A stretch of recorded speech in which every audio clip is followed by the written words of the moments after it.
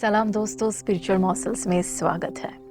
आपने ध्यान दिया होगा कि आज के संदेश का शीर्षक मैंने डाला है प्रे लाइक नेहमाया, यानी कि नेहम्याह के समान प्रार्थना करो। मैंने सुना है लोग कहते हैं दानियल के समान हमें प्रार्थना करना चाहिए, यीशु मसीह के समान प्रार्थना करना चाहिए, लेकिन किसी ने ये नहीं कहा कि नेहम्याह के समान हमें प्रार्थना करना चाहिए। एक व्यक्ति को मैंने ऐसे कहते हुए सुना कि मैं एक विषय के लिए 2 बार प्रार्थना नहीं करता, क्योंकि वो मेरे विश्वास की कमी को दिखाता है। मैंने उनके बातों में सुनकर मुझे वो बहुत सोच में डाला। मुझे लगा ये सच में ऐसे ही है क्या?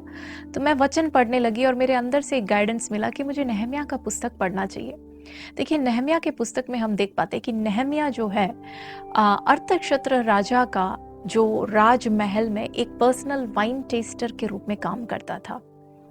नेहम्याह के पुस्तक पहले अध्याय के पहले आयत से तीसरे आयत तक जब हम पढ़ेंगे, वहां देख पाते हैं कि नेहम्याह के पास एक बहुत ही दुखी समाचार उसके मातृभूमि के बारे में उसे मिलता है, यरूशलेम के बारे में। और ये समाचार उसे किस्लेव महीने में मिलता है। कौन से साल? अर्थक्षेत्र राजा के राज के 20वें साल, माने के 444 बीसी में। और देखिए, ये जो समाचार यरूशलेम के बारे में मिला, ये सुनकर नेहम्याह बहुत ही दुखी हो जाता है, निराश हो जाता है।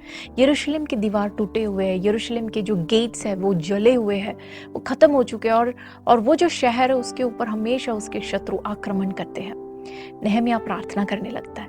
नेहम्याह सोचता है कि अब मैं प्रार्थना करता हूँ। चौथे आयत में वो कहता है, मैं बैठा, मैं रोया, अनेक दिन तक वो उपवास और प्रार्थना करने लगा स्वर्ग के परमेश्वर यहोवा के सामने। देखिए, यह नेहम्याह जानता था कि वो कुछ नहीं कर सकता, उसके इस परिस्थिति को बदलने के लिए वो कुछ नहीं कर सकता, लेकिन वो ये भी जानता था कि इसकी परिस्थिति को बदलने के लिए परमेश्वर से वो असंभव नहीं है। नेहम्याह ने उसको एक बार प्रार्थना करके छोड़ा नहीं। वो कहता है, मैंने एक दिन तक प्रार्थना करने लगा। कितने दिन तक? देखिए, वो कहता है इब्रानी महीने के किस्लेव महीने, यानी कि नवंबर दिसंबर के समय पे वो प्रार्थना करने लगा। कब तक? दूसरे अध्याय के पहले आयत में निसान महीने में जब राजा ने उसका चेहरा देखा, जब उसका दुख राजा के नजरों पे गिरा, तब तक, माने के निसान महीना मतलब हमारा मार्च अप्रैल का समय, यानी किस्लेव नवंबर दिसंबर से लेकर निसान मार्च अप्रैल तक 4 महीने वो व्यक्ति कंटिन्यूअस प्रार्थना करता है ताकि उसको परमेश्वर यहोवा से एक उत्तर मिले। देखिए, आज यदि आप नेहम्याह के समान आपके जीवन में एक असंभव परिस्थिति का सामना कर रहे हैं, यदि आपको लगता है कि इसका कोई उत्तर नहीं है, आपको मेडिकल साइंस आपसे कहता है कि यह असंभव है, लोग आपसे कहते हैं असंभव है, मैं आपको प्रोत्साहन देना चाहती हूँ। नेहम्याह के समान विश्वास करें कि मेरे परमेश्वर से ये असंभव नहीं है, और नेहम्याह के समान प्रार्थना करें। कब तक? जब तक आपको उत्तर ना मिले, तब तक। देखिए, इस यरूशलेम के दीवार को बनाने के लिए अनेक लोगों ने अलग अलग समय पे कोशिश किया था। अब यदि एज्रा के पुस्तक चौथे अध्याय का 17 से 23 तक पढ़ोगे, अब वहां देख पाओगे यही राजा, अर्थक्षेत्र राजा, वहां पे उस काम को रोकता है। वो कमांड देता है कि इस दीवार का रीबिल्डिंग, ये जो यरूशलेम की दीवार का जो निर्माण का काम है, मैं अभी रोकता हूँ, मैं इसके परमिशन को कैंसल कर देता हूँ।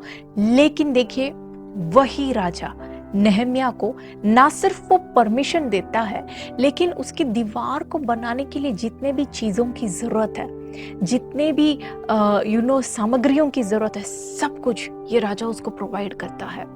इसे कहते हैं प्रार्थना का सामर्थ्य, इसे कहते हैं लगातार निरंतर प्रार्थना करने का सामर्थ्य। देखिए, आपके प्रार्थना में बल है, आपके प्रार्थना में सामर्थ्य है। एक बार प्रार्थना कर कर आपके विषय को छोड़ ना दे। जब तक नेहम्याह ने जैसे प्रार्थना किया, जब तक उत्तर ना मिले, तब तक परमेश्वर यहोवा के सामने, जब तक स्वर्ग मेरे लिए उतर के ना आए, तब तक मैं प्रार्थना करूंगा। इस तरह के एक निर्णय के साथ यदि आप प्रार्थना करोगे, नेहम्याह के जीवन में जैसे हमने देखा, जो व्यक्ति आपके खिलाफ खड़े हैं उन्हीं व्यक्तियों को परमेश्वर आपके लिए इस्तेमाल करेगा। इस तरह का चमत्कार आपके जीवन में परमेश्वर आज भी करेगा। आपको इस प्रकार प्रार्थना करने में प्रभु मदद करे कि जब तक मेरे प्रार्थना का उत्तर स्वर्ग से ना आए, तब तक मैं प्रार्थना करूंगी, तब तक मैं प्रार्थना करूंगा।